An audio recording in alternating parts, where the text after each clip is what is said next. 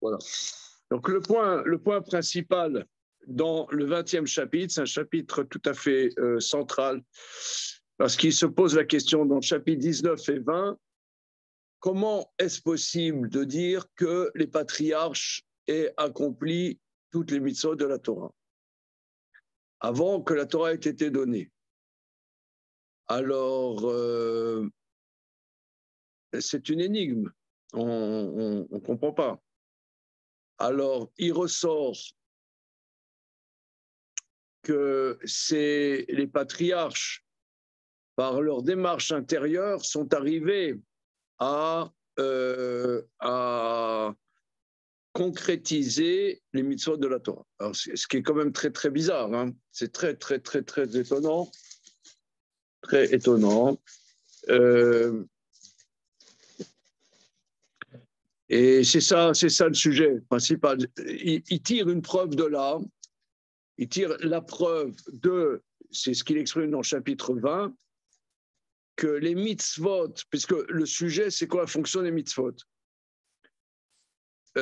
C'est que les mitzvot correspondent à notre être, à l'existence même de notre être. On pourrait dire c'est ça. Quand on dit que les mitzvot sont des décrets et non aléatoires, contingents, c'est pas que, si vous voulez, il y a deux manières de voir. C'est un bon soldat, ein, zwei, Heidi, Heido, c'est un bon soldat, il se fie à la halakha. Voilà. Voilà. Excusez-moi. Alors.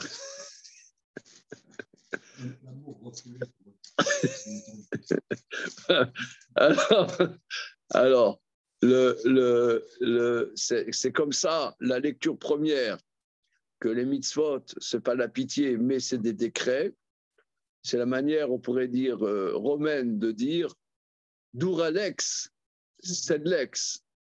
La loi est dure, mais c'est la loi. C'est-à-dire que l'homme, pauvre vermisseau, écrasé au bas du caniveau, puant, pour se donner une contenance, s'identifie à la loi.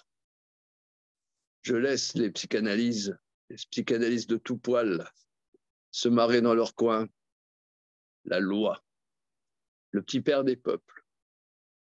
Alors le Maharal, lui, petit à petit, va travailler que les mitzvot correspondent pas à un arbitraire, mais à une science supérieure. Et qu'est-ce que ça veut dire, cette science supérieure? En vérité, ça correspond au profond de l'existence humaine de chacun. Voilà, c'est ça ce que ça veut dire. Et c'est ça qui n'est pas aléatoire. C'est notre existence est nécessaire et non contingente en tant que telle. Voilà. Ça, c'est ça son développement pendant les 20 chapitres. Oui, monsieur. Le fait de dire que les avots, on parle en travail avec la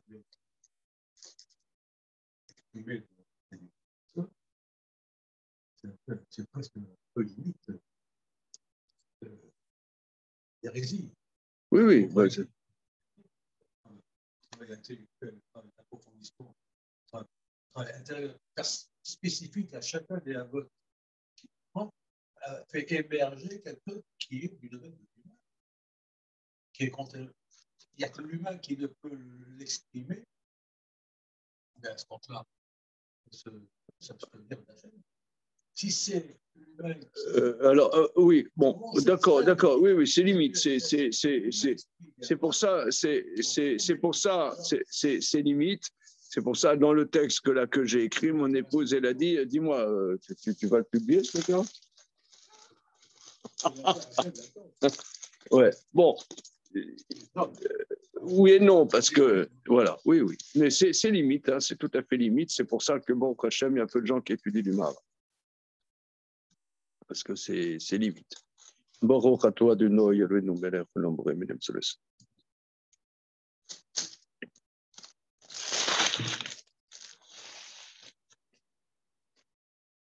Torah ne veut l'homme. Sans l'homme, qu'est-ce qu'il fait? Qu'est-ce qu'il a dit? Alors, au niveau de l'analyse précise, sans faire de, comment dire, de digression,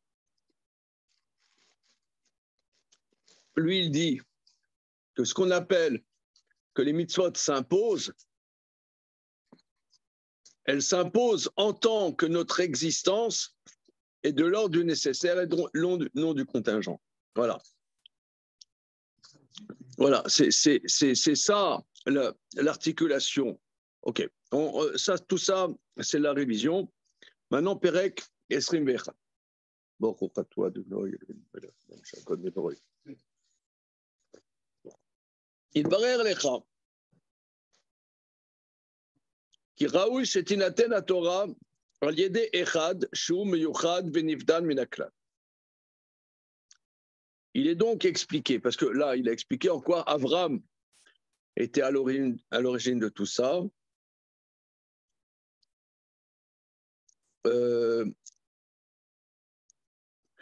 C'est-à-dire que c'est une pensée extrêmement riche, parce que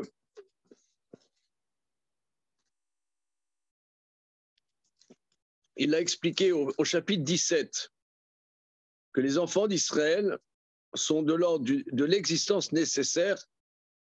Et c'est ça ce qu'on appelle que ce sont les enfants de Dieu. Bani matem lachem elokechem, que des enfants ne sont au service de quiconque. Et ça nous explique pourquoi on appelle ceux qui sont à l'origine de notre peuple, on les appelle les avot, les pères. On les appelle les pères parce qu'on pourrait dire que leur projet est que leurs enfants soient des enfants autonomes. Voilà. C'est ça la notion de père. Un père, il autonomise son fils. Voilà. Son fils est autonome et quitte que le fils se détache du père. Voilà. Il lecha. Donc il a expliqué qu'il est légitime que la Torah ait été donnée par le biais d'un spécifique séparé d'un ensemble.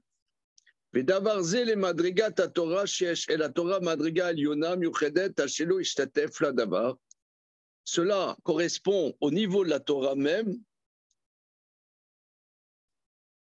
car la Torah a un niveau supérieur qui n'est pas associé avec quoi que ce soit.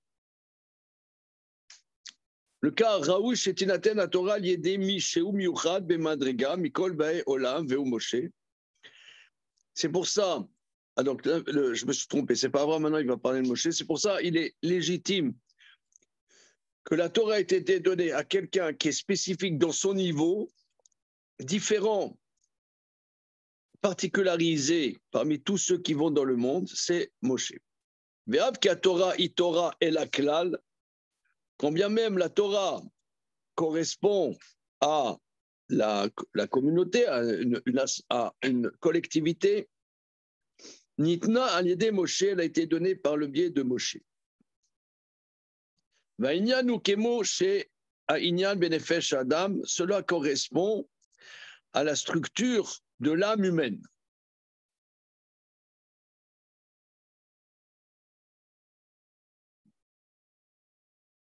Asher, Alev, Mekabel, Achayut, les Maalato, les Rashivuto, Vusholear, Achayut, les Kol Aivarim, Ven Bechol Ever, Verer, Achayut, Bifneatzmo.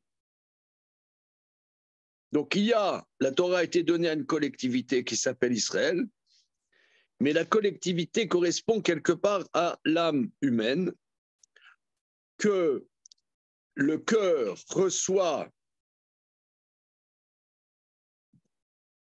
la vie par son niveau et son importance et renvoie cette vitalité à tous les membres, mais aucun membre n'a la vitalité en tant que lui-même.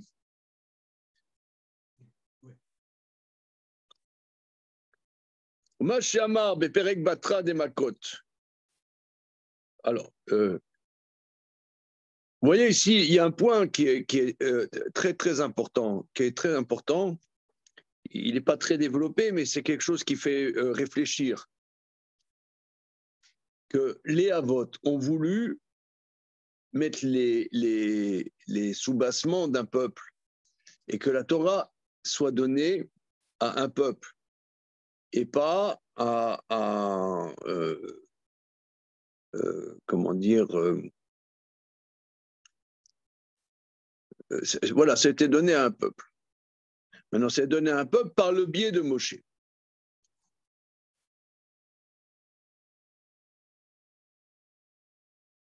Alors là, il dit une phrase qui est intéressante, mais il ne développe pas plus que ça, que dans le peuple juif, tu as beaucoup de gens qui sont ignorants, tu vois. Beaucoup de gens. Tu as des gens, des connaisseurs, il y a des gens ignorants, et tu as peu d'érudits, et encore plus peu de grands maîtres. Eh bien, c'est structurel. C'est structurel. C'est que de la même manière que le cœur, il va pas faire comment dire, il va pas garder le sang pour lui. Ah non, moi je garde ça pour moi. Ouais. Non, il va donner ce qu'il reçoit en vérité, la vitalité qu'il reçoit d'en haut, comme il dit. La vitalité qu'il reçoit d'en haut, il la propage. Et c'est ça sa fonction. Donc les maîtres aussi, s'il y a peu de maîtres, ou disons qu'il y a un maître par génération, etc., comme Moshe, eh bien, leur fonction n'est pas pour eux. Leur fonction est de faire passer cette vitalité. Non, parce que des fois, tu te dis, ouais, comment ça se fait que tellement d'ignorants, tellement de machin bidule. Mais c'est structurel, c'est pas un problème en soi. C'est que c'est une responsabilité pour ceux qui ont accès à la connaissance de transmettre. En fait, c'est tout homme. Oui, et le peuple juif, quelque part, a une responsabilité par rapport à l'humanité aussi, à sa manière. Alors, Maintenant, la Gemara célébrissime dans le dernier chapitre de Makot, Tariag mitzvot neemru le Moshe Messinaï. 613 commandements ont été dit à Moïse au Sinaï. Shneimar Torah tzivalanu Moshe begematria tavresh yudalef anori velo yedecha mipe agvura shaman. Alors, donc la Gemara qui dit que 613 commandements ont été dit à Moshe au Sinaï, comme dit le verset, Torah tzivalanu Moshe. Moshe nous a ordonné Torah. Or, Torah, valeur numérique 611. Alors, c'est 611 ou 613? Non, parce que Anochi velo yelecha, on a entendu directement de Dieu. Veikshelecha, lama shamu Anochi velo yelecha mipi agvura. Alors, on peut se poser la question, pourquoi Anochi, shalom, pourquoi Anochi velo yelecha, on a entendu de mipi agvura? Monsieur Damien, ça veut dire quoi, mipi agvura? Oui, mais traduction plus précise. Oui, oui, du puissant. Pourquoi on dit de la bouche du puissant? Votre honneur. Vous, quoi?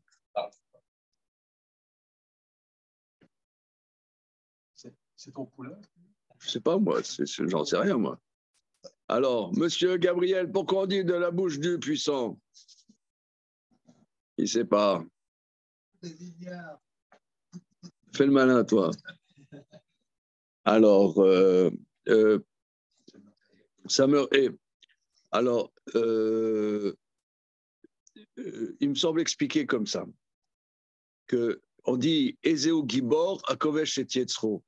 Quel est le puissant? Celui qui contient ses pulsions. C'est-à-dire Dieu est infini. Pour pouvoir communiquer avec ces créatures, il faut qu'il se contienne complètement. S'il donnait toute la puissance de son infini, jamais il y aurait de communication avec ces créatures. Donc il faut qu'il se limite de manière incommensurable pour pouvoir transmettre à ces créatures. Ça, c'est vraiment puissant. C'est comme tu vas, Shalom, la baisse. Alors, tu vas enseigner à ton fils Simon. Il y a plein de choses que tu aimerais lui dire. Mais lui, il s'en fout. Alors, tu vas lui dire des petits trucs. Mais par rapport à tout ce que tu aimerais lui dire, il faut se limiter beaucoup quand même. Pour pouvoir communiquer, il faut se limiter. Donc, il est très, très puissant pour se limiter, pour pouvoir communiquer. Pour ça, on dit quand on apprend de Dieu, on dit de la bouche on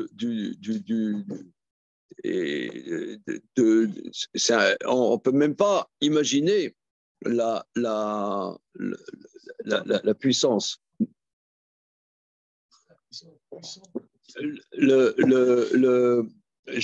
En vérité, l'origine de cette explication, c'est dans le Maharsha, au début du traité Ta'anit. Il explique comme ça, parce que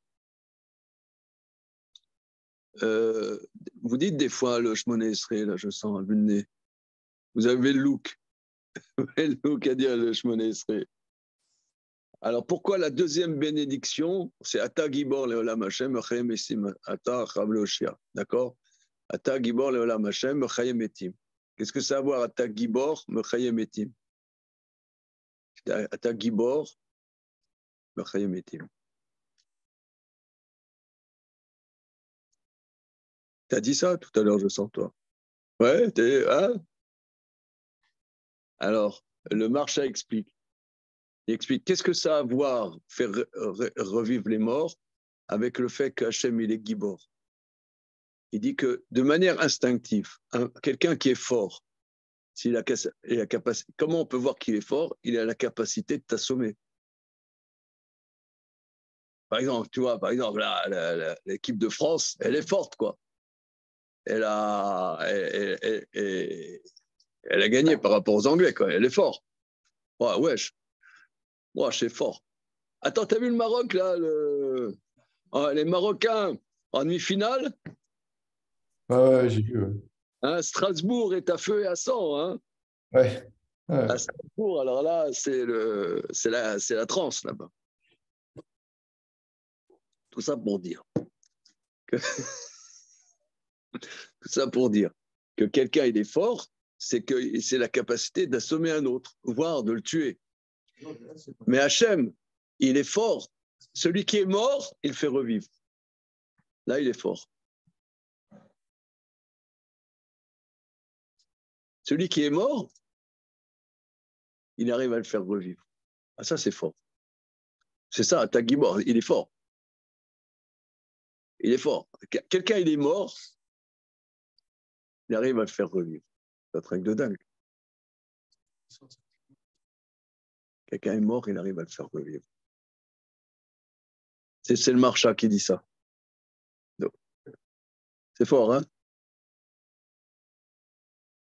Tu vois, par exemple, il y a quelqu'un qui est en face de toi. Tu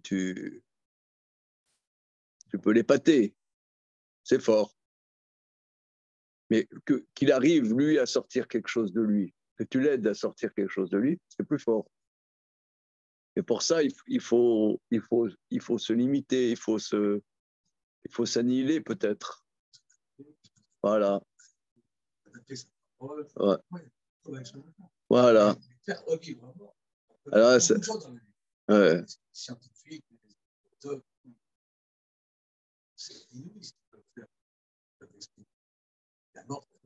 Ouais. C'est foutu. Ouais. Tu vois, par exemple, là.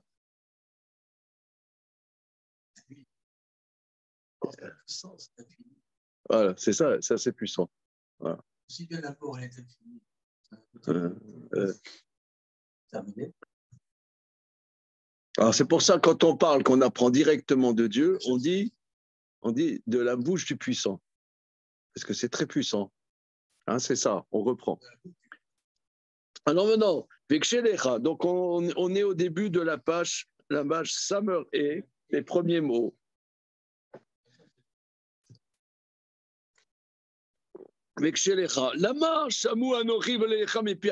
Pourquoi on a entendu je suis l'Éternel ton Dieu, il n'y aura pas d'autre Dieu à ma face de la bouche du Tout-Puissant. Indubitablement, c'est légitime que ce soit ainsi.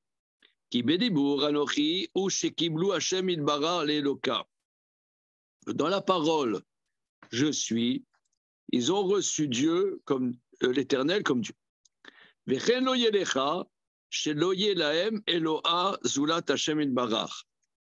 Dans l'autre, le deuxième des 10 paroles, c'est écrit qu'il n'y ait pas d'autre Dieu à ma face.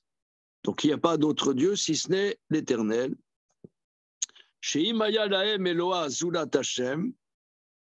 Car si ils avaient d'autres dieux sur eux, ils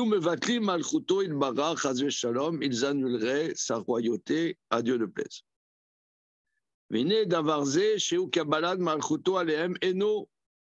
L'école Yachid Veyachid, Rak l'éclat Israël, chez Hashem il bara meyached shemo il bara al Yachid lomar anochi Hashem Eloka rak al kol haouma. Alors, cette parole-là, de l'acceptation de la royauté de Dieu, n'est pas individuelle, mais pour l'ensemble du peuple. Car l'Éternel n'unifie son nom pas sur un individu. Quand il dit « Je suis l'Éternel, ton Dieu », seulement sur l'ensemble du peuple. Ah oui, alors regardez, ici, le Maharal prend une option que pas tout le monde est d'accord avec cette option. Rashi dit diamétralement le contraire. Hein, parce que pourquoi le premier des 10 commandements, c'est Anochi Hashem Elokecha Asher Hotzeticha Meretz Mitzrayim. Je suis l'Éternel, ton Dieu, qui t'a fait sortir de la maison d'Égypte, la maison d'esclavage. Hein, ok. Et pourquoi Anochi Hashem Elokechem, je suis l'Éternel, votre Dieu. Pourquoi ton Dieu? Qu'est-ce qu'il dit Rashi là-bas, monsieur Michael? C'est ce qu'il dit lui. Tu as copié sur le Maharal. Tu as copié sur le Maharal. Oh là là. Mais c'est. Oh. Oui, c'est privé, quoi. Le Kecha. Rashi, si je ne m'abuse, il dit qu'il s'adresse qu'à Moshe parce que c'est difficile pour l'ensemble du peuple de ne pas être idolâtre quelque part. C'est difficile.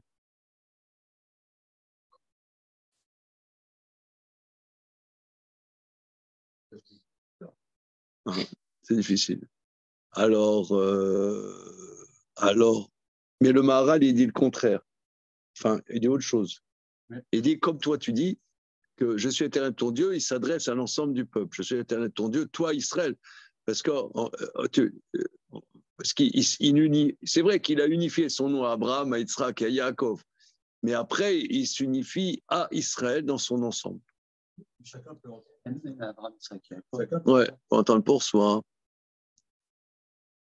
Comment? Abraham et Yitzhak et Yaakov, ils s'initient leur nom qu'après leur mort. Il est maintenant garanti qu'ils ne vont pas mal tourner. Juste Yitzhak parce qu'il vient. Yitzhak, ouais. On revient qu'ici, même l'individu, et que de chaque Amin, quoi. C'est même un niveau individuel des Avot, il attend quand même la mort pour mettre son nom sur eux. C'est vrai. Mais après, on va dire Eloké Avram, quand même. Le Dieu d'Abraham. Voilà, il n'y a pas de son vivant. Pas de son vivant, oui. Ça reviendrait sur le Maharal ici, ça veut dire que sur un individu, même les Avot, il ne peut pas. Je ne crois pas que ça soit ça. Ce qui veut dire, c'est que le je ne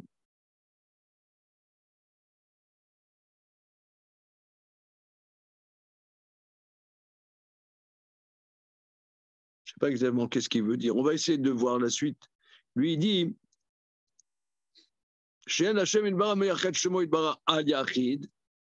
que l'Éternel n'unifie pas son nom sur un individu. L'Omar, je suis ton Dieu, seulement sur l'ensemble du peuple. Bon.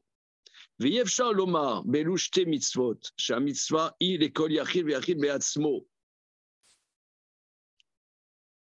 Et il est impossible de dire sur ces deux commandements que la mitzvah est pour chaque individu en tant que tel.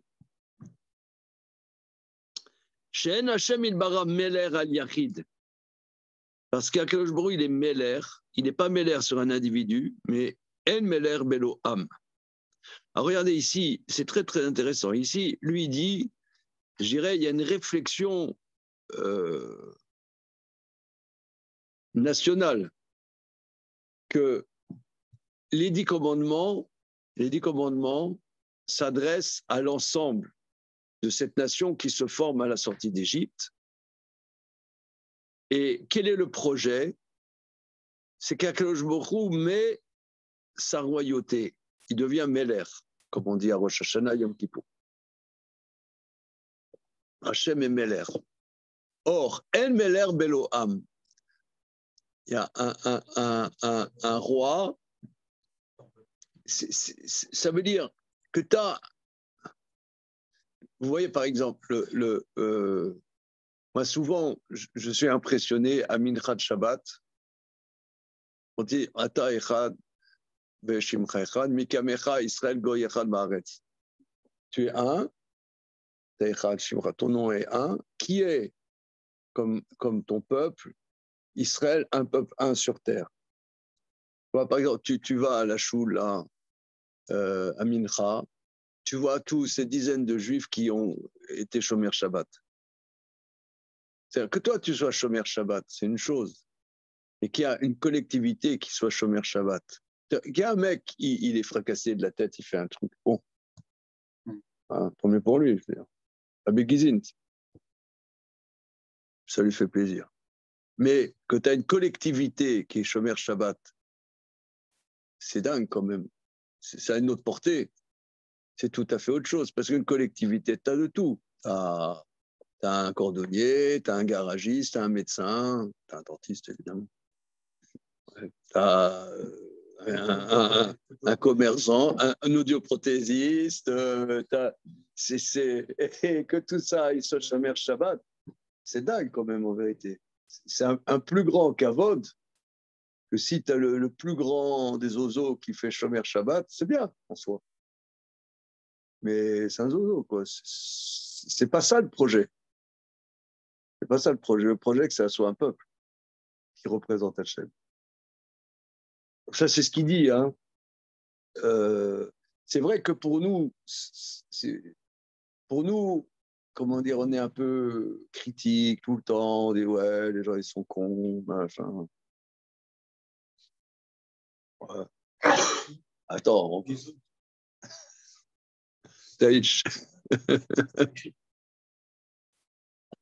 on va pas, comment dire, faire semblant qu'on n'est pas critique. Hein, bon, hein, Michael. On voit que bon, ça nous saoule des fois un peu les mécanismes communautaires nous saoulent un peu, quoi. Encore, c'est gentil de dire ça. Mais Hachem, c'est ce qu'il voulait. C'est ce que voulaient les patriarches, c'est ce qu'Hachem veut. Qu'il y ait une collectivité qui le serve. C'est une sacrée gageur. Sacré gageur. Alors, il dit que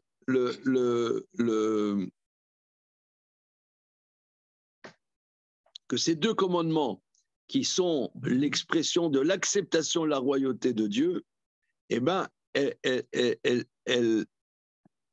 s'adressent à l'ensemble du peuple. C'est pour ça que c'est un individu, au singulier. Et comment il comprend les Lokechas si c'est sur et le Kechat, ton peuple. C'est au peuple. Il s'adresse au peuple. Pas.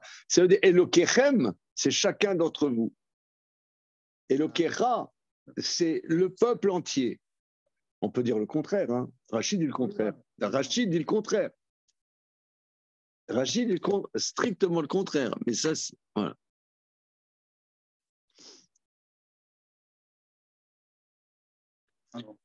Le Fikar, alors il dit Chez Hashem Ilbara Meler al Yachid, chez Meler Beloam. Si vous voulez, encore un point, c'est que quand on fait du Maharal, on se rend compte que le Maharal, c'est l'ancêtre de la Chassidoute. On le voit ça souvent, sur plusieurs aspects.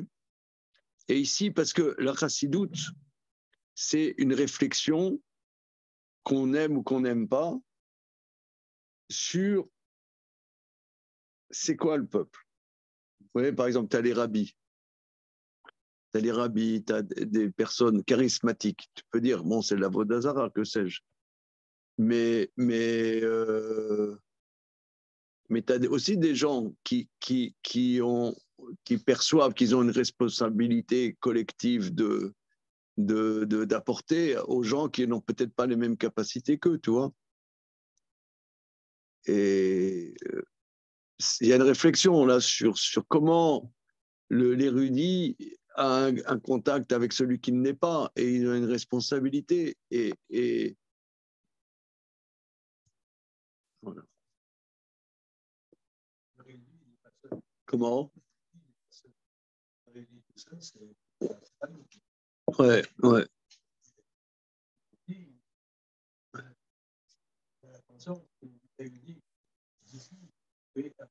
Voilà, c'est ça. Des peuples parmi le peuple. Ouais. Sensibilité. C'est pas son caveau à lui. Et entre parenthèses, je vous dis ça entre nous.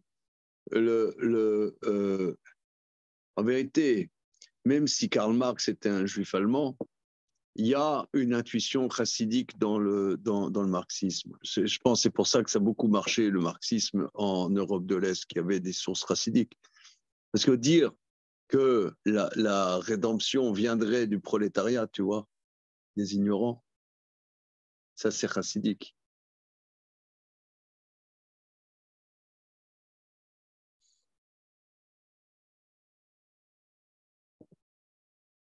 Mais bon, on va continuer.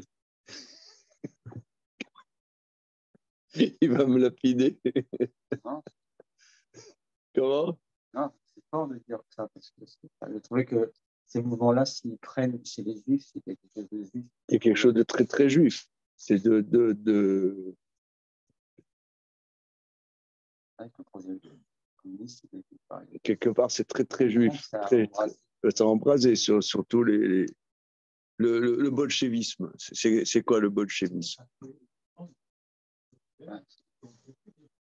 Voilà. Et le bolchevisme, ça veut dire c'est un groupe de personnes conscientes de leur mission qui vont apporter à ceux qui ne sont pas conscients, tu vois. Bon, ça donnait ce que ça donnait, mais disons quelque part, il y a une idée. Hein, il y a une idée, je ne sais pas si elle est bonne. Comment? Ouais, mais il y avait quelque chose là qui est quelque part de juif. On continue. Alors.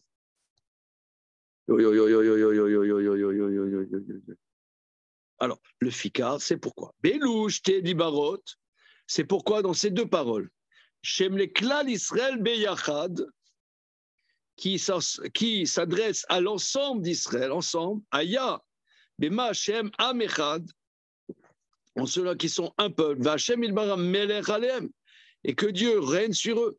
Au Beklazé, Moshe Imkol Israël. Et là, dans ces deux premiers commandements, Moshe est intégré à l'intérieur d'Israël. Ou Moshe Nichla Limael.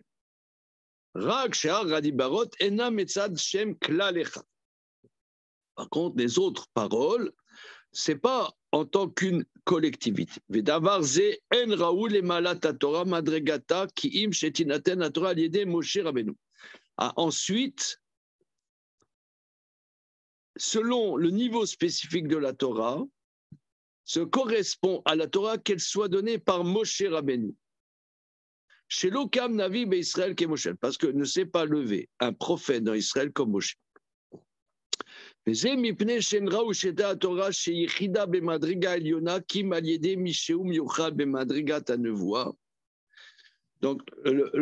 regardez, on essaie de synthétiser parce que c'est pas évident ce qu'il dit. Encore une fois, Encore une fois. Les 2 premiers commandements. Alors oui, pourquoi la Gemara dans le traité Makot dit 613 mitzvot ont été donnés à Israël? Voilà. Les 2 premiers, c'est de Mipi Agvura, et les 611 par le biais de Moshe. Alors, les 2 premiers commandements, c'est l'acceptation de la royauté de Dieu. La royauté de Dieu, c'est la collectivité. Alors ça, c'est un point très, très important, c'est la collectivité. Ensuite, il y a les détails de la Torah. Les détails, la concrétisation, ce n'est pas directement, mais c'est par le biais de quelqu'un qui a un niveau très, très particulier. Ça s'adresse, il y a la royauté, maintenant, il y a les détails, c'est les mitzvot. Les détails, alors ça, c'est par quelqu'un comme la Torah est très particulière, ce n'est pas tout le monde qui a accès à la Torah elle-même, aux détails de la Torah, parce que par le niveau très spécifique de la Torah, ce n'est pas tout le monde, il dit c'est comme le cœur dans un corps, ce n'est pas tout le monde qui a accès au niveau de la Torah. La royauté de la Torah, tout le monde a accès. Mais là, ça, c'est pas tout le monde. En le disant, c'est un peu choquant, non? La Torah, c'est pour tout le monde. C'est pas pour tout le monde. Damien, ça passe?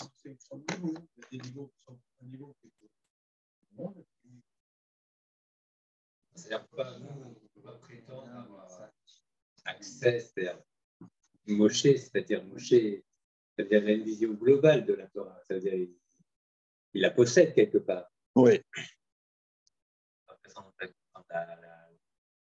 CD. Oui. Alors c'est pour ça que chaque génération, il peut y avoir une personne ou 2 qui sont au niveau de Moshe, tu vois, des grands décisionnaires, des grands maîtres, le Gaon de Vilna, ou je ne sais pas, Rav Eliashiv, ou des gens qui savent qu'est-ce que c'est la Torah. C'est un peu triste. Comment? Non, c'est... Mais lui, il dit c'est structurel. Oui, c'est structurel. C'est pas possible. Pas possible. Donc, par exemple, parce que les absolus disent c'est pas possible parce que c'est pas possible, c'est que si c'est accessible à chacun, c'est plus une unité. Pour qu'il y ait une unité, il faut qu'il y ait une dépendance. Oui. Si chacun a accès, il n'y a plus d'unité, c'est chacun fait sa Torah. Pour qu'il y ait une unité, il faut cette dépendance. Il faut qu'il y ait un auquel tout le monde se rattache. Sinon, chacun. C'est très chassidique. Hein. Enfin, si je peux me permettre. Hein. Mais pas, enfin, je sais pas. Ça veut dire. Pour lui, c'est pas chassidique spécialement, c'est structurel. C'est structurel. Ouais, c'est pas politique, quoi. C'est structurel, c'est métaphysique. Mais vous voyez, par exemple, j'ai fréquenté plusieurs fois des décisionnaires, des rabbinim, des décisionnaires. Quand il y a un problème qui se présente à eux, ils donnent ce qu'on appelle un psak, voilà, décision juridique. Mais ils n'expliquent pas la décision juridique. Ils ne doivent même pas l'expliquer. Parce que les gens ils peuvent pas comprendre. Ils sont pas au niveau. Ils peuvent pas comprendre. Ils peuvent pas comprendre. Ils n'ont pas les outils. C'est bien, c'est que nous, on accepte de ne pas être au niveau. Ça ne nous dérange pas de l'accepter parce qu'on vit la même chose. On vit quelque chose qui est d'accord. Chacun à son niveau. Ah, voilà. Ouais, oui, c'est ça. C'est que le rein, il ne va pas être jaloux du foie, et le foie, il ne va pas être jaloux du poumon, quoi. Ouais. c'est le cerveau. Ouais. Il dirige tout ça. Il dit c'est le cœur, lui. Hein. C'est intéressant. Oui, le cœur aussi dans les sentiments. Ouais. Donc, enfin, bon, le cœur, c'est un muscle extrêmement dépendant du cerveau. Ah oui. Mais quand tu dis que le communisme, c'est penser un peu raciste, oui, effectivement, un peu, disons qu'ils ont adhéré à une idée, avec des sommités comme Lénine, Trotsky et compagnie, c'est tout. C'était des corps avec un cœur, pas de tête. Parce que vous n'avez pas le temps. Ouais, ouais. Et ça ne pouvait arriver qu'à un truc apocalyptique où il y aurait des chefs qui s'entretuent. C'est de dire le pouvoir. Absolument. Parce que le pouvoir, il est au-dessus. Ça n'existe pas. Parce que comment on fait pour ne pas idolâtrer Moshe ou un décisionnaire? Ça veut dire qu'au niveau de la réception du joug divin, par contre, c'est un parmi les autres. Il n'a pas. Il n'a pas de spécificité. Il n'a pas de spécificité. Au-dessus de. Il a une fonction. Il a une fonction centrale, mais pas plus. Pas plus. Au-dessus de. Pas plus. Parce que Dieu lui a donné cette fonction, mais ce n'est pas pour lui, en vérité, cette fonction. Au-dessus de. Ouais. Ouais. Ça, c'est inaccessible. Ouais, c'est profond, hein. C'est très profond. On continue.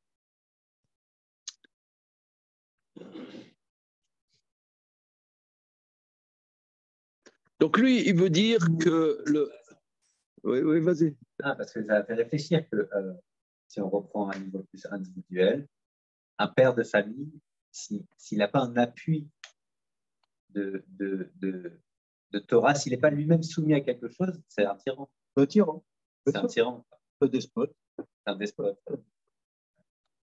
Alors, il doit régner, mais en étant soumis. Pourquoi soumis et pas référé? Il y a quand même une différence entre la référence et la soumission. La référence, c'est du domaine de l'homme. Soumission. Du radicalement autre, peut-être, ouais. Nous, attends, c'est toi qui as lancé le truc. Attends, moi, je ne sais pas, moi, c'est ce que tu veux dire. Pourquoi soumis? Pourquoi tu parles de dépendance, de soumission? Peut-être que le choix de dire soumis ou... C'est pas la même chose d'être référé à.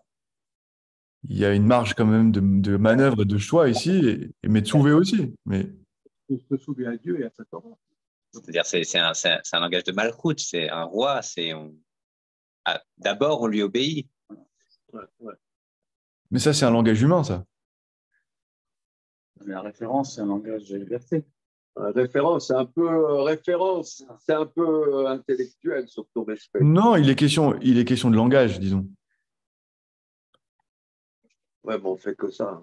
Hein. Oui. Référence.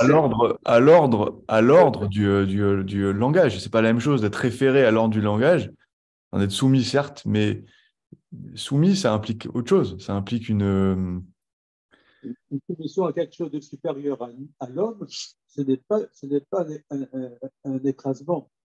Mais pour reprendre le langage de la c'est au contraire une dimension de liberté, parce que dans la mesure où tu es soumis à quelque chose de supérieur à toi. J'entends pas bien, excuse-moi, j'entends pas. Dans la mesure où tu es soumis à quelque chose qui est du divin, qui est supérieur à toi dans le sens divin, eh bien, ça te crée une espèce de liberté. Tu es soumis, d'accord, mais cette soumission t'a ouvert un espace de liberté pour que tu puisses exprimer ce que le divin t'a transmis. Cette soumission-là qui te permet de t'exprimer. C'est une habitude d'entendre ça, c'est vrai, mais peut-être on peut interroger ça. C'est vrai qu'on entend ça souvent, mais c'est un peu abstrait quand même. Voilà, j'essaie de reprendre ce que Damien dit dans les mots du Maharal. Hein, parce que le Maharal dit quelque chose. Bon, lui, c'est très... Il fonctionne par structure, par analyse, par mécanisme très, très formel. Mais finalement, il dit beaucoup de choses par cette formalisation. Les 2 premiers commandements s'adressent à l'ensemble du peuple. Voilà. Pourquoi? Car c'est l'acceptation de la royauté de Dieu. Et là-dedans, Moshe et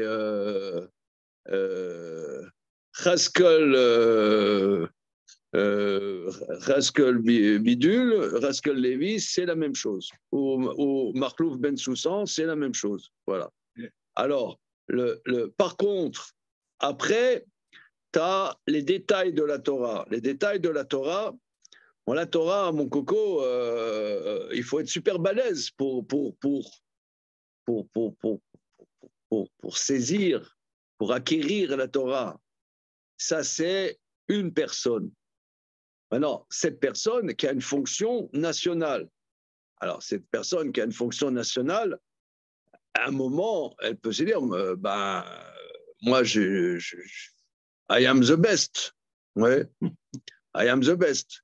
Mais le Maharal a dit non, pas du tout. You are not the best. Tu as une fonction comme un autre. Parce que la preuve, c'est que dans l'acceptation de la royauté, tu n'es pas plus ou moins que le vendeur de falafel de la Tachana Markazite. Donc, t'es pareil. Et ça, là, Damien ouvre le sujet en disant, par exemple, un père qui se doit d'assumer une autorité. Maintenant, où est la limite entre l'autorité et le despotisme? C'est pas évident. C'est pas évident. Alors, l'idée, il dit que c'est sûr que le père, le pater familias, il a une fonction centrale dans la famille, il a une responsabilité, mais cette responsabilité, elle ne s'improvise pas par lui. C'est que lui, il est enjoint à cette responsabilité. Il est soumis, voilà, c'est le mot qui vient, soumis. C'est-à-dire que référent, c'est un peu abstrait. Tu as un soumis, tu as un joug, c'est physique, c'est plus physique, si je peux me permettre. C'est un des actes précis, réguliers, c'est pas seulement tu véhicules. Ouais. Bon, ok, on va continuer.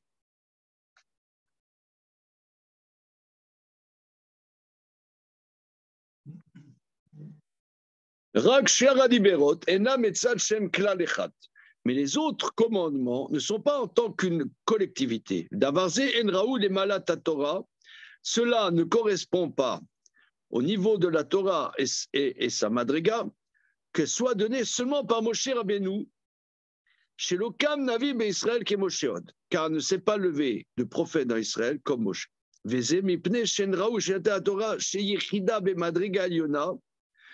Car c'est légitime que la Torah, qui est unique par son niveau supérieur, soit donnée par celui qui est spécifique au niveau de la prophétie.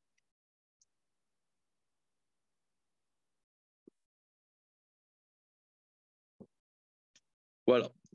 Donc, ici, il y a un point il y a un côté, effectivement, élitiste dans la Torah, hein, un côté élitiste. Ce côté élitiste n'est pas en tant qu'élite qui se regarde leur nombril. C'est une élite qui a une responsabilité parce qu'ils ne sont pas là pour eux-mêmes. Ils sont là, comme on voit, la tribu de Lévi doit enseigner dans le peuple juif, etc. Ils ont une responsabilité collective. Maintenant, donc là, c'est Moshe Rabbeinu. Alors, il dit Moshe Rabbeinu à ce niveau particulier.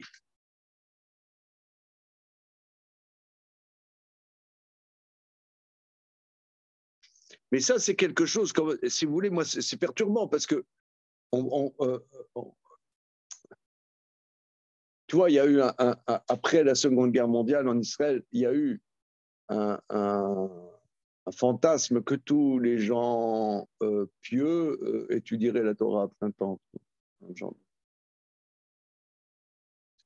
Comment? La reconstruction. Voilà, mais c'est structurellement, ça n'a pas de sens. Quoi. Ça n'a pas de sens. C'est pas, ça ne veut rien dire. Ouais.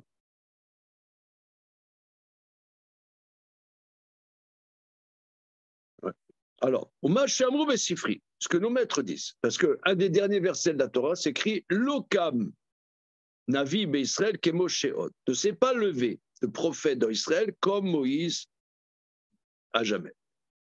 Lokam Navi Israël Kemosheot, ne s'est jamais levé de prophète dans Israël comme Moshe.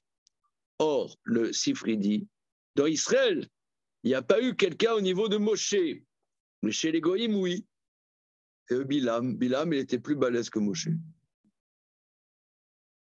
Voilà. C'est-à-dire, Aval Beumot Kam. Mais dans les nations, oui, il y a eu des plus balèzes peut-être que Moshe. Alors ça, c'est quelque chose de...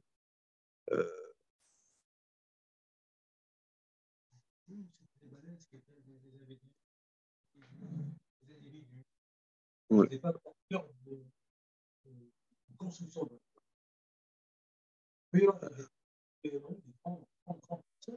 Ouais. Peut-être qu'il peut y avoir dans les nations des gens peut-être plus balèzes. Voilà. Alors, attends une seconde, il va développer. Alors, Aval Beumot Kam. Alors, il dit Shlosha Dvarim, il y avait 3 choses. Bemoshe, Mashelo Ayou, Bebilam. Mais malgré le fait que Bilam peut-être était quelque part plus balèze que Moshe, mais il y a 3 éléments qui se trouvaient dans Moshe qui ne se trouvaient pas dans Bilam. Quels sont-ils? Moshe Ayamedaber Imo PLP. Alors, regardez ici, c'est très bouleversant. Moshe parlait avec Dieu PLP. Shenema PLP Adaberbo. Alors, c'est-à-dire en face, d'accord, la lecture, si vous voulez, gentillette, lecture gentillette sur laquelle nous resterons sur cette lecture gentillette, c'est en face, PLP, face to face, en présentiel, voilà. Il parlait avec Dieu en présentiel, et toc là pour les zoomers. Moïse parlait avec Dieu en présentiel. Mais,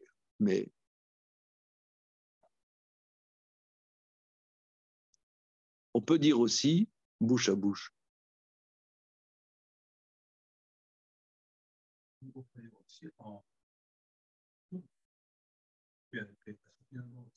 Non, mais regarde, non, attends, t'as pas écouté, t'as pas.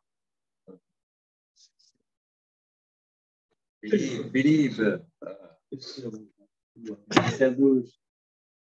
Oui, bouche à bouche, quoi, bouche à bouche. Oui.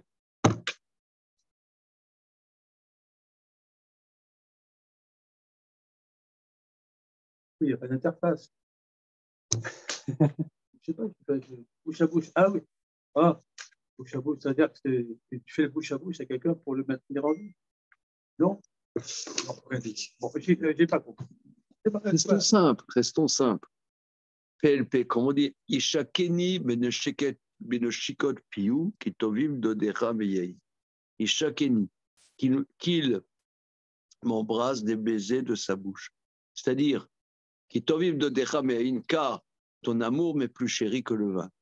C'est-à-dire que quelque part, il y a une proximité presque sensuelle avec Dieu.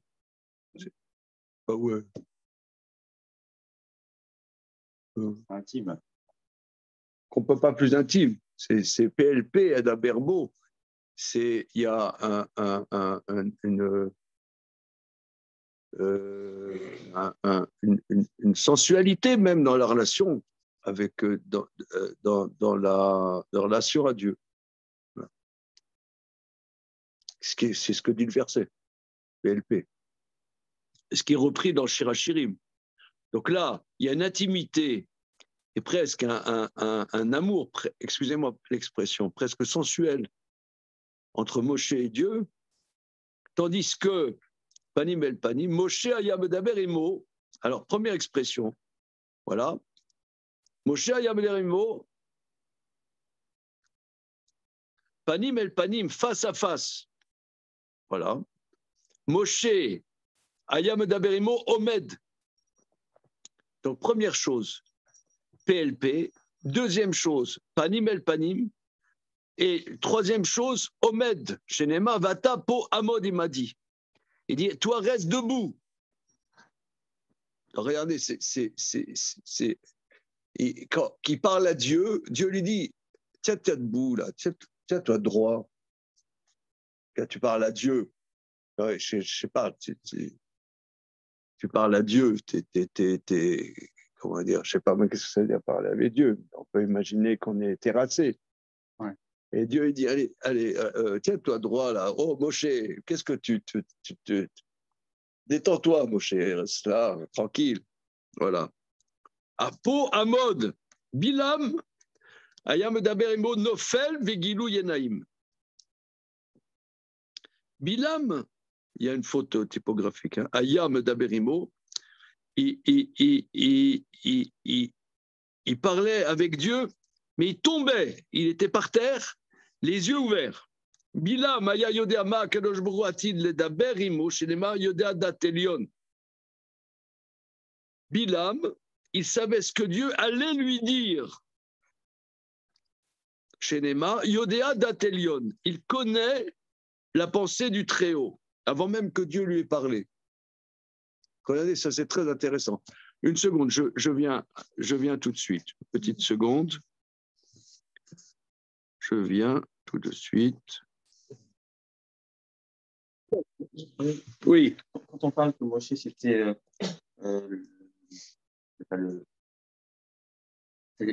les voies particulières de Moshe Rabbeinu, la seule Torah à laquelle on peut avoir accès, c'est la Torah de Moshe.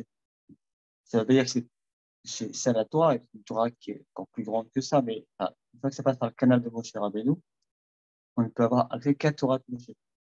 Absolument. Non, une fois que les maîtres transmettent la Torah de Moshe Rabbeinu, quand les maîtres transmettent la Torah de Moshe Rabbeinu, est-ce que l'élève, il n'a que Torah Rabo? Est-ce qu'il peut est-ce que chaque maître d'Israël, comme Moshe Rabbeinu, devient le canal unique et donc restrictif, et l'élève peut avoir le vœu de liberté de dire mais est-ce qu'il n'y a pas autre chose encore plus grand? Et là où il pourrait aller au max, ça va être la Torah de Moshe Rabbeinu. Ou est-ce qu'à chaque fois la Torah de l'élève, c'est que la Torah du canal de son maître? Il peut la développer.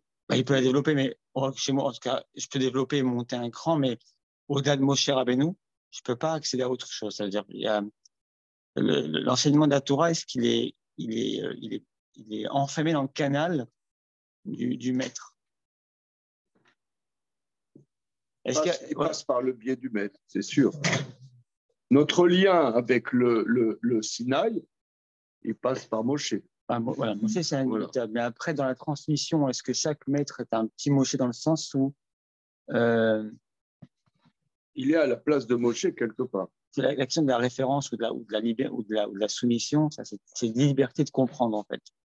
La liberté, est-ce que l'explication du maître, elle n'est pas quelque part en train d'enfermer je reprends la question de Michael. Est-ce que c'est possible d'accéder à des dimensions de Torah qui n'ont pas été révélées à Moshe? Hein, c'est ça. Ça, c'est une vaste question. On voit dans la Gemara, des fois, qu'un tel a dit des choses que Moshe n'a pas entendues. On voit ça. Hein. Ça a fouillé. C'est une question à fouiller.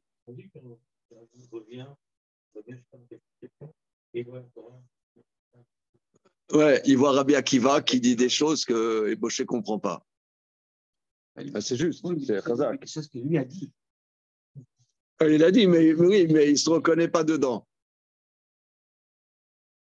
Oui, c'est Kaftet dans Maser Menachot.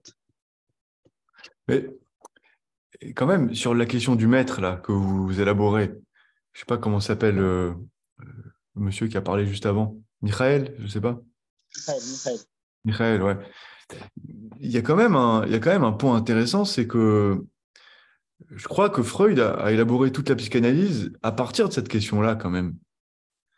À savoir qu'il y avait dans l'ordre du discours quelque chose qui faisait barrage justement à un discours de maîtrise, hein, enfin, ce que Lacan a appelé ensuite le discours du maître dans la société viennoise de 1890-1895, mais qui était présente à chaque époque, sous des formes différentes, sous des symptômes différents. Et j'ai l'impression qu'il y a quelque chose de ce discours du maître qui, à chaque fois, enfin, ça va nous enseigner qu'il y a une autre façon de dire. Lui, il avait appelé ça l'hystérie. C'est comme ça qu'il avait appelé ça, qui était une façon de remettre en question, mais fondamentalement, quelque chose qui était de l'ordre du maître. Alors, si on entend ça du côté de ce qu'on dit ici, je ne sais pas si... Il me semble qu'il y a des... J'ai une petite intuition comme ça qu'il y a un rapport entre... comment je peux le dire? Entre quelque chose qui pourrait ressembler à une totalité et quelque chose qui viendrait remettre en question une faille, chez les hommes d'ailleurs, qui peut être portée peut-être par, je sais pas, par une femme peut-être, je sais pas. Je sais pas comment le dire, mais il se passe un point d'ouverture à un moment donné qui est inattendu quand on regarde dans le quotidien. C'est pas le maître qui vient forcément dire quelque chose. C'est peut-être qu'il y a une parole, mais cette parole, elle est aussi ouverte autrement, et ça permet d'entendre aussi autrement les choses. De le dire plus précisément, c'est compliqué maintenant pour moi, mais Je ne sais pas. Moi, ce que j'ai cru comprendre, c'est que c'est sûr qu'un élève a une spécificité qui a rien à voir avec le maître. C'est deux univers. Mais le maître donne accès à un univers que l'élève ne pouvait pas accéder sans le maître. Oui, alors,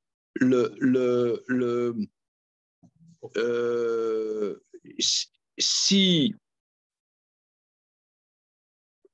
le test, à un moment, c'est est-ce que l'intuition à laquelle le maître nous a fait accéder, est-ce qu'elle est encore présente dans ce que nous, on transmet, même si on est très, très, très, très différents. On est très, très différents. Donc, on a, je dirais, une autre Torah à exprimer, mais qui n'est quelque part, qui est différente de la Torah du maître. Mais si on sent au niveau intime qu'on sort de l'intuition qu'on a reçue de son maître, et ben là, c'est une rupture. Il n'y a plus de transmission. Moi, je crois que c'est comme ça que ça se passe dans la tradition juive. Hein. Je théorise pas la chose, mais je pense que c'est comme ça.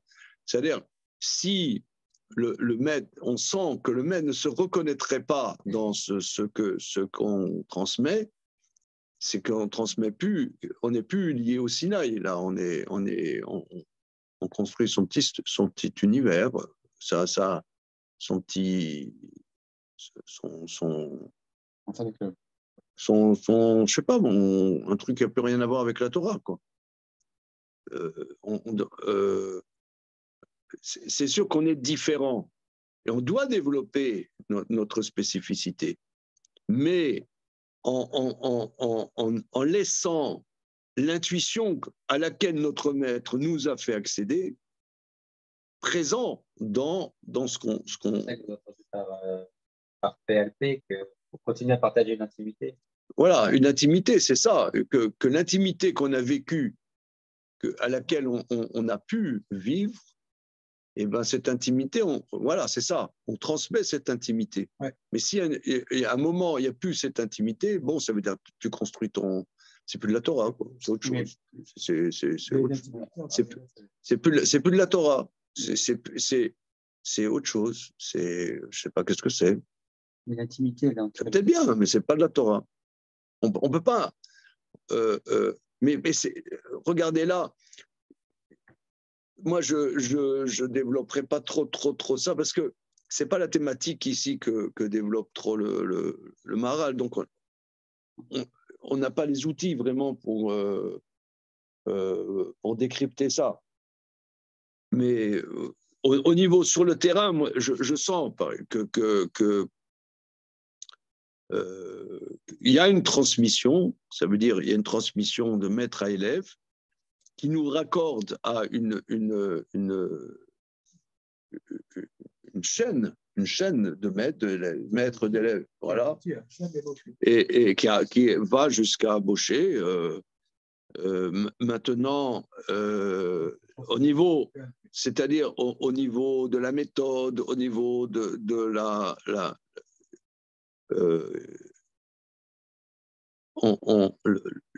ce à quoi on a pu accéder grâce au maître, eh ben c'est présent dans ça. Sinon c'est plus la Torah, c'est autre chose. C'est sûr que c'est une responsabilité parce qu'on peut quelque part, on doit développer notre part dans la Torah et quelque part, on doit se rattacher à une transmission. Mais voilà. Ok, on continue. En tout cas, ici, regardez, l'expression du Midrash est extrêmement intéressante. C'est que Bilam aya yodea ma'akadosh baruch hu atil ledaber imo. Donc, vous voyez ici, c'est pas une relation. Je reprends ce que toi tu dis, Damien. C'est qu'il y a une dimension de PLP, d'intimité, de relation. Il y a un relationnel. C'est ce que là, il savait ce que Dieu lui dirait avant qu'il lui dise. Donc, il n'y a aucune relation. Il n'y a pas de relation. Il savait qu'est-ce que Dieu allait lui dire. C'est transcendantal. C'est incroyable. Mais il n'y a pas de relation. Il le savait. Ce que Moshe ne savait pas. Comme on dit, Yodia Machal et Tavar, Shel Meler, Yodia Ma Ameler, Karev El Shulchano.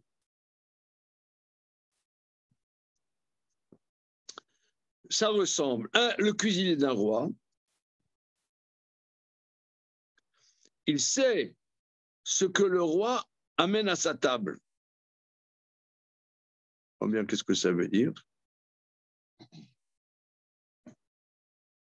Bilam ayadea mim daberimo. Bilam savait qui parlait avec Dieu. Shenema Asher Machazé Shaka Yechezé. La vision de Dieu, il voit. Bilam ayam daberimo kol sha'a. Shenema Asher Machazé Shaka Yechezé Nofel Vegilou Yenaim.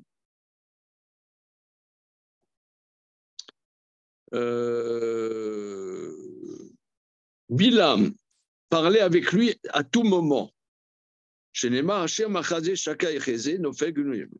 Bon. Alors, continuons, on va voir. Imken, maintenant tu peux te poser la question. Le Balakeda qui parle ici, c'est Israël Karama. Oui. Imken, maintenant tu peux te poser la question. Maintenant, Moshe n'était pas spécifique dans sa prophétie, car même dans les nations, il y a eu des prophètes de très haut niveau. Aval, Chazve Shalom, Sheloyem Yuchan, Moshe Benuvra. Mais à Dieu ne plaise qu'il n'y ait pas de spécificité dans la prophétie de Moshe. Donc la question qu'il élabore, c'est pourquoi tu dis que la Torah, elle a été transmise par Moshe, qui a une spécificité. Mais mais les maîtres nous disent qu'il y avait des balaises, peut-être encore plus balaises que Moshe. Donc, qu'est-ce qu'il y a de particulier dans Moshe? Donc, c'est ce qu'il va analyser. Ce qu'on dit que chez les prophètes des nations idolâtres, il y a eu des prophètes. C'est la prophétie de Bilam était dans le mode de prophétie des idolâtres, comme ça va être développé maintenant. Regardez, on lit ce midrash et ensuite la récré. Ouais, la récré. Ben midrash. Veikra Rabba. Ma ben nevié Israël, les nevié umot haolam, ovdei koramim mazalot. Quelle est la différence entre les prophètes d'Israël et les prophètes des nations idolâtres? Nevié umot haolam, en HaKadosh Baruch Hu nigla alehem rak bechatzi dibur. Les prophètes des nations, Dieu ne se révèle à eux seulement bechatzi dibur, par une demi-parole. Shenemar, Veikar Elokim el Bilam. Dieu est tombé sur Bilam. Veikar, alors il y a une différence très importante.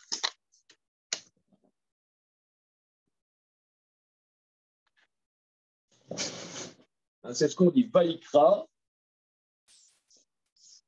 avec un élève, et Vaika. Alors, le mot Vaika, c'est la racine, c'est coré, c'est arriver, il arrive que, hein, il arrive que, c'est-à-dire par hasard. Et ça donnait le mot Kéri, excusez-moi l'expression, Kéri, c'est pollution nocturne. Alors, c'est bizarre de parler de la prophétie de Bilam à une pollution nocturne. Mais ça veut dire, on voit bien que, excusez-moi aussi l'expression, c'est un peu, bon, c'est moi, on m'a demandé de faire un cours de Torah, je fais un cours de Torah. Dans quelle idée? Ça veut dire, c'est quelqu'un, il dort, il a une érection, une émission de semences. Mais il n'y a pas de relation, il est avec personne. Donc c'est pareil. Il y a dans le langage incroyable des Chachamim, c'est comme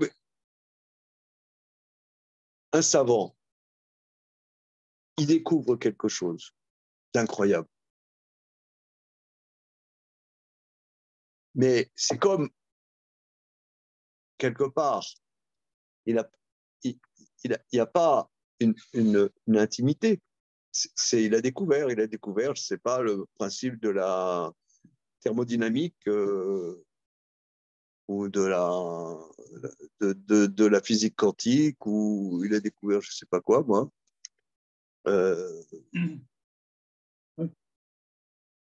Mais des celui que ça lui échappe. Si c'est un peu vain dans ce que ça lui échappe, ça part un peu dans le. C'est pas dans ce lancement. Essayons je sais pas, moi j'ai pas l'expérience de ça. C'est stérile. Les solitaires. Il peut se garder ça pour lui. Comment? Non, mais ça va être récupéré par d'autres. Ouais. Je sais pas moi.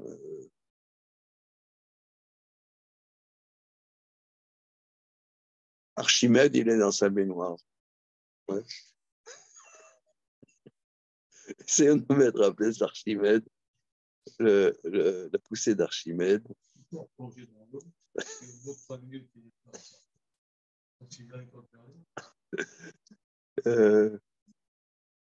les amis, aidez-moi, là. Me laissez pas dans la baignoire.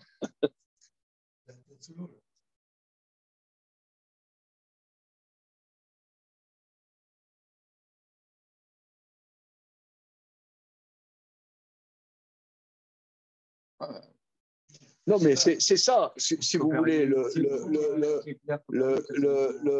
mais je reprends, ça veut dire, Moshe Rabbeinu, c'est pas un savant, il transmet ce qu'il a reçu. Quelque part, c'est limité. Puisque un Chazon Ish ou un Raphaël de Brisk, ils ont inventé une nouvelle manière d'étudier. Mais quelque part, c'est limité à ce qu'ils ont reçu quand même de leur maître. Ils sont dans Tosfot, dans Rambam, ils ne vont pas t'inventer un Rambam, ils vont te trouver une nouvelle lecture du Rambam. Shalom, shalom. Ils vont t'apporter une nouvelle lecture de Rambam. Mais c'est à l'intérieur de Rambam. Ils ne vont pas te dire autre chose. Maintenant, il y a je ne sais pas moi. Ce qu'il ne faut pas, c'est qu'un génie du monde, ça se fout en l'air. Il est pris par quelque chose. Il est absorbé, il est passionné, il est pris. Et à la limite, ça va le foutre en l'air. Il tombe par terre, quoi. Il tombe par terre. Voilà, ça le prend, quoi. Ouais.